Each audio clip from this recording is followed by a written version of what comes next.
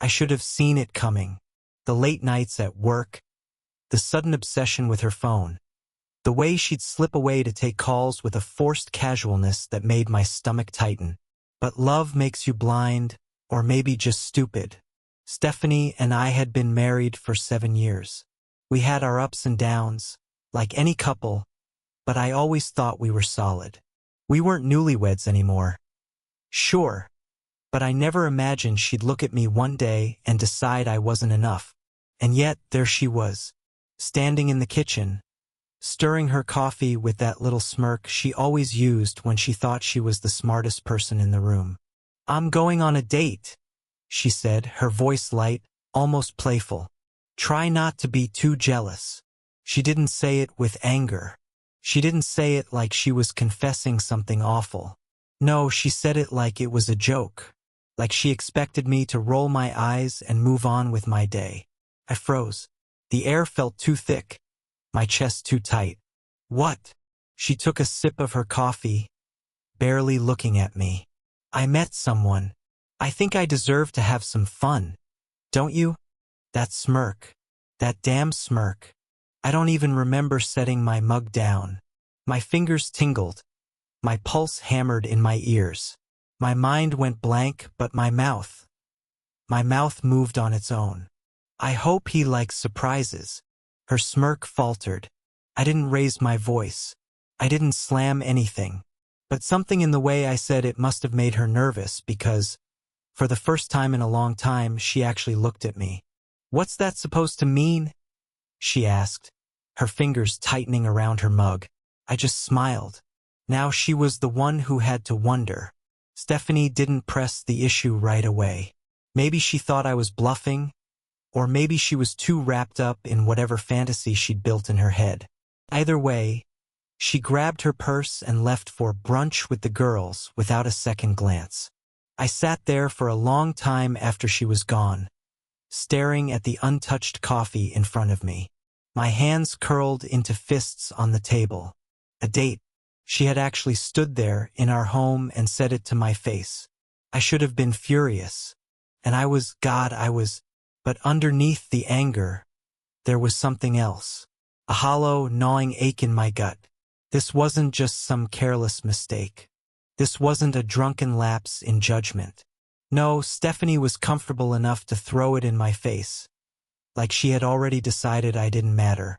Like she was so sure of her position in my life that I wouldn't do anything about it. And that was the moment I knew. She hadn't just met someone. This had been going on for a while. I needed proof. I wasn't some paranoid husband looking for ghosts. I had ignored the signs long enough, convinced myself they were nothing, that I was just imagining things. But now I needed answers. The first place I checked was her laptop. It was password protected, of course, but Stephanie wasn't exactly a genius when it came to cybersecurity. A few attempts and I was in. Emails, messages, calendar invites that didn't match the things she told me. And then I saw it. An email confirmation for a hotel reservation. Her name. Some guy's name. One night. Paid in advance. My hands clenched so tight my nails bit into my palms. I took a deep breath. I had a name. Now I just needed to meet him. I stared at the name on the screen. Ryan Carter. It didn't ring a bell. Not a coworker, not a family friend, just some random guy. That almost made it worse. If it had been someone I knew, maybe I could have at least understood how it happened. But this? She was risking everything for a stranger. I scrolled through their emails. It wasn't just one night.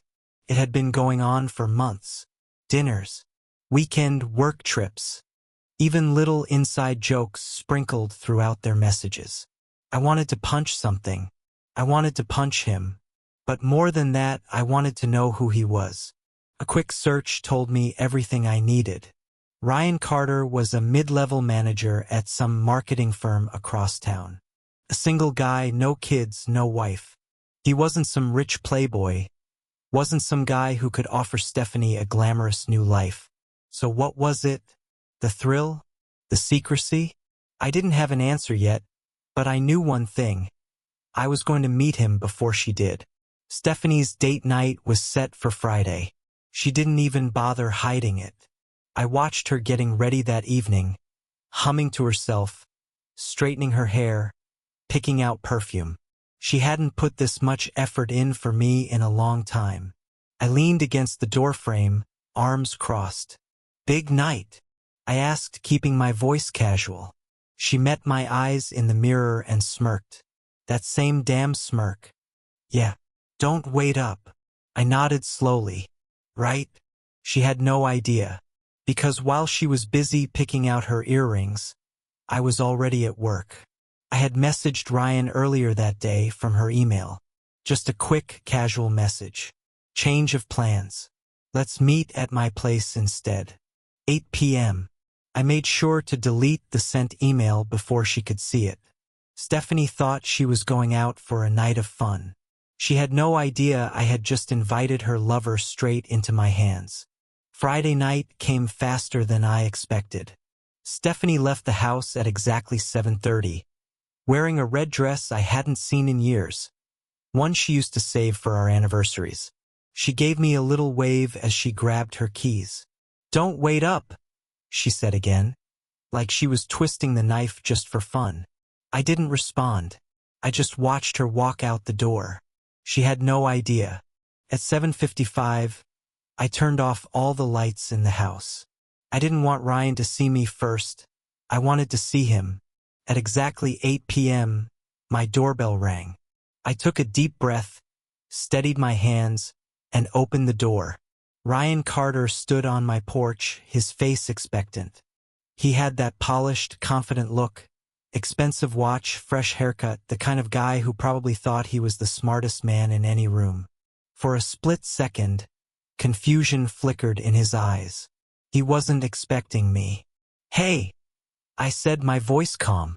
Too calm. "You must be Ryan." His eyebrows knit together. Yeah? Is Stephanie home?" I smiled. He was already nervous. "Good. Come on in," I said, stepping aside. Ryan hesitated. He knew something was off, but his brain hadn't caught up yet. He wasn't used to being the one caught off guard. But he walked in anyway. I closed the door behind him, nice and slow. "You comfortable?" I asked, my voice casual. "Need a drink?" Ryan gave a stiff chuckle, shifting from foot to foot. I think I might have the wrong." I cut him off. "You don't. You're exactly where you're supposed to be." His face paled. The silence stretched. I let it.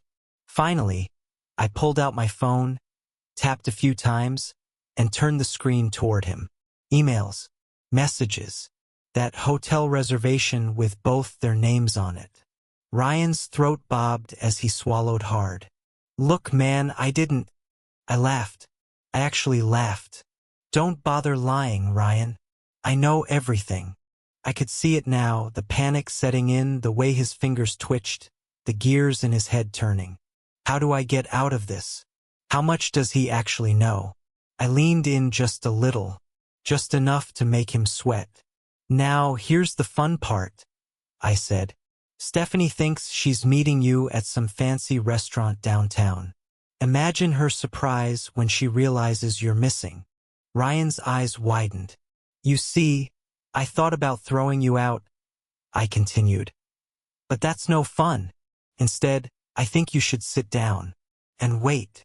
His voice came out shaky. "Wait? For what?" I grinned. "For her." Ryan sat stiffly on my couch, his knee bouncing. Every few seconds, he'd glance toward the door like he was debating whether to make a run for it. I leaned against the counter, arms crossed, calm as ever. "Relax," I said. "You're the guest of honor tonight." His jaw clenched. "Look, man, I didn't know she was married." I raised an eyebrow and tapped my phone screen, replaying one of the emails aloud. "I wish I could spend the whole night with you, but my husband is so clueless. If only he knew." Ryan winced. "Yeah," I said, tossing the phone onto the coffee table. "Seems like you knew just fine." He opened his mouth to say something else, but the sound of a car pulling into the driveway cut him off. Stephanie was home. For the first time all night, I felt truly calm. I walked to the door and opened it just as Stephanie was about to slip her key into the lock. Her smile flickered.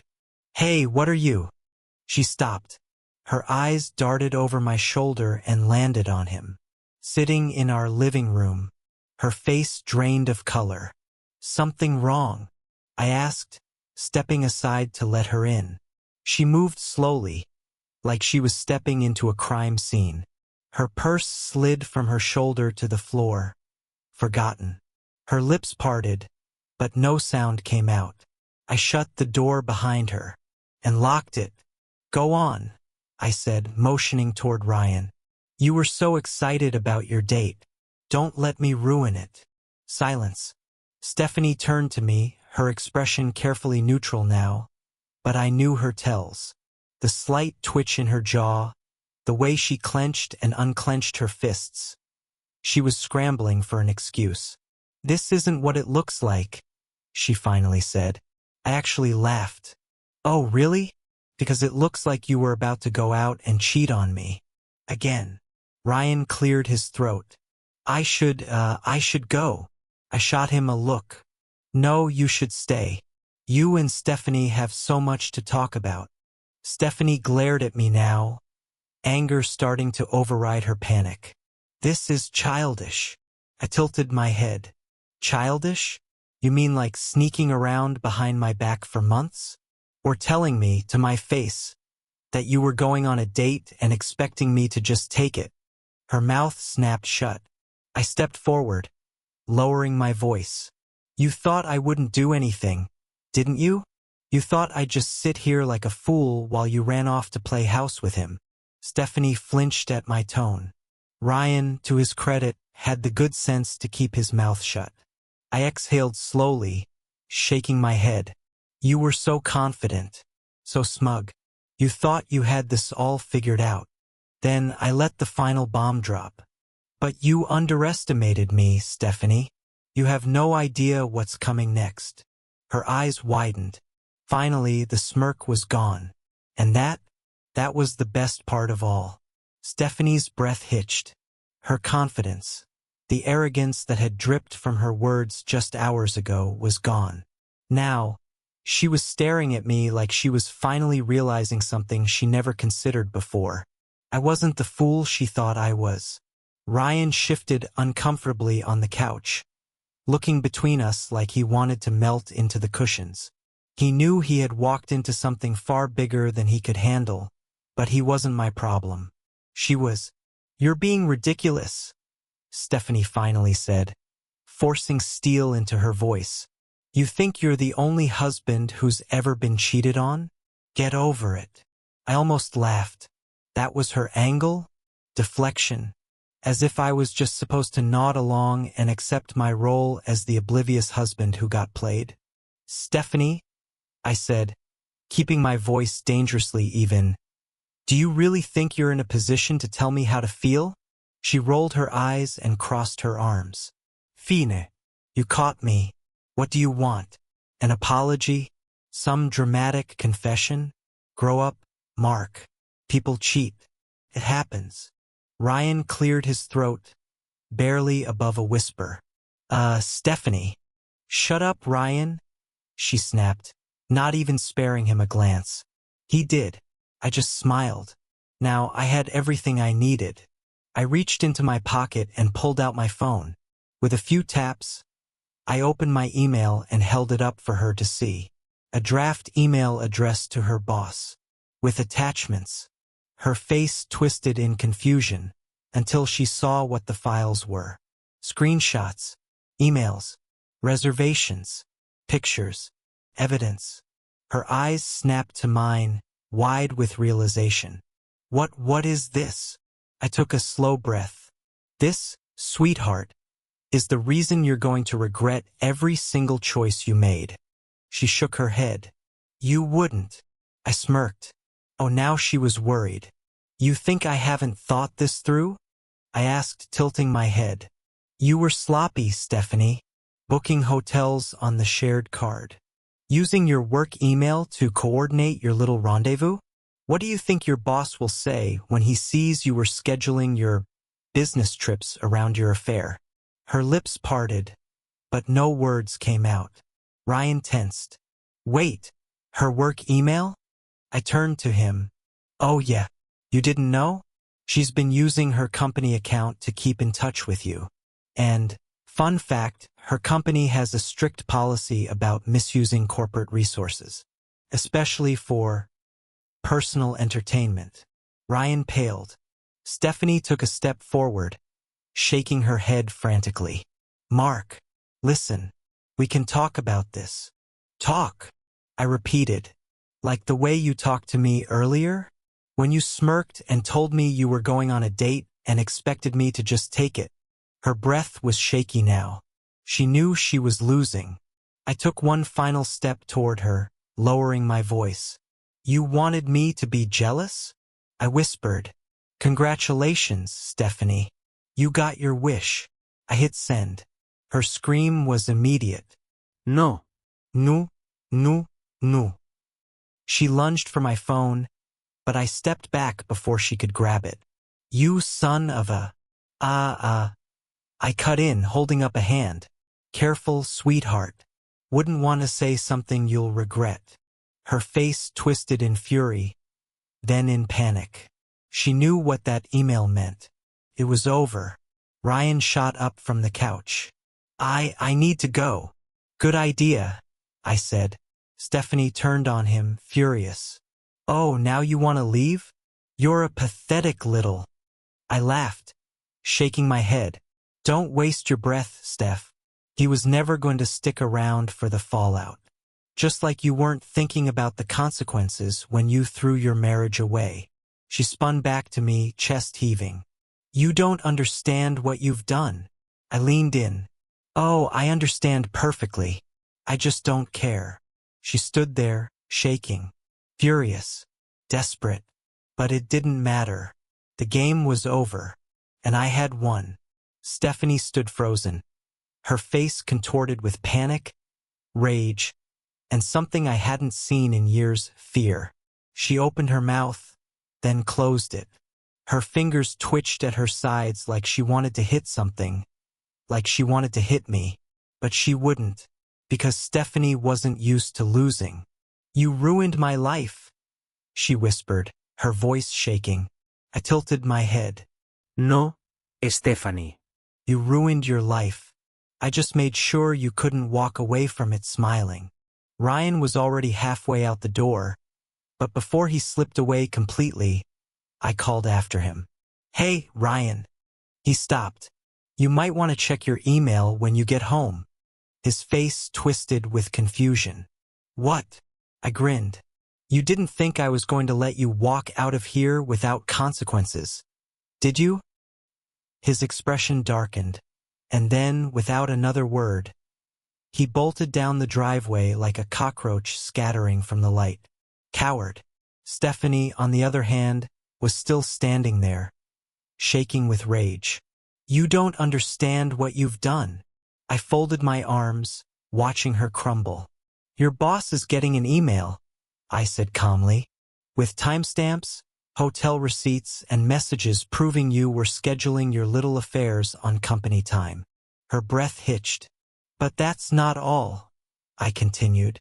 I also sent a courtesy copy to HR, just in case he forgets to deal with it right away. Stephanie's face turned ashen. She knew what that meant. You wouldn't, she whispered. I smiled. I already did. She let out a shaky breath, running a hand through her hair. Mark, please, please. I messed up. Okay? But you can't. This will ruin me. Hysterique here. You weren't worried about that when you were lying to my face. When you were sleeping with some nobody and making me look like an idiot. When you thought you could do whatever you wanted and I'd just sit here and take it. Her lips trembled. I was stupid. It was a mistake. I nodded slowly. Yeah, it was. But not for the reasons you think. Stephanie took another step toward me, dropping the anger, replacing it with something sickeningly familiar. the sweet, manipulative voice she always used when she wanted to twist things her way. "Baby," she whispered, reaching for my hand. "You and we've been through so much. We don't have to end it like this. We can fix this. I can fix this." I let her fingers brush against mine. Then I stepped back. "You don't get to fix this," I said. "You don't get a second chance. You wanted to play games? Fine. But I don't play for fun, Stephanie. I play to win." Her face twisted in horror. But before she could say anything else, her phone rang. She fumbled for it, hands shaking. When she saw the caller ID, she paled. Her boss. She looked at me with wide, pleading eyes. "Mark, please." I smiled. "Better pick up. I hear he doesn't like waiting." Stephanie just stood there, frozen, staring at her phone like it was a live grenade. The screen lit up again. Her boss wasn't giving up. Her breathing turned shallow. She was unraveling right in front of me, and for the first time, she realized she had nowhere to run. I stepped back, watching her like an outsider, like I wasn't even part of the story anymore. She had made her choices. Now she had to live with them. The phone kept ringing. Her fingers twitched over the screen, like she was debating whether to answer or just let it go to voicemail and delay the inevitable. I didn't wait to find out. "You should take that," I said, grabbing my car keys. "Sounds important." Stephanie's head snapped up. "Where are you going?" I didn't answer. I just opened the front door, let the night air rush in, and stepped outside. "Mark." I didn't look back. I didn't need to. I sat in my car for a moment, gripping the steering wheel, breathing in the silence. Through the window, I could still see her standing in the doorway, her phone pressed to her ear now, her expression a mess of fear, desperation, and something else. Loss. Because now, for the first time, she was truly alone. I backed out of the driveway and pulled onto the road, leaving the house, the memories, the betrayal behind. And as I drove, I realized something. I wasn't angry anymore. I wasn't sad either. I was free. For the first time in years, I felt like I could breathe again. Stephanie lost her job. I heard about it a few days later through mutual friends. Turns out, her company didn't take kindly to employees using corporate emails and expense accounts for personal affairs. HR didn't even let her finish the week. Ryan? Well, he went radio silent after that night. I like to think he learned his lesson. As for me, I filed for divorce the following Monday. I made sure she got served in public, just to return the favor of humiliation. She called. She texted. She tried to meet up, just to talk. I ignored every attempt. She didn't get to have a say anymore. And you know what? I never looked back.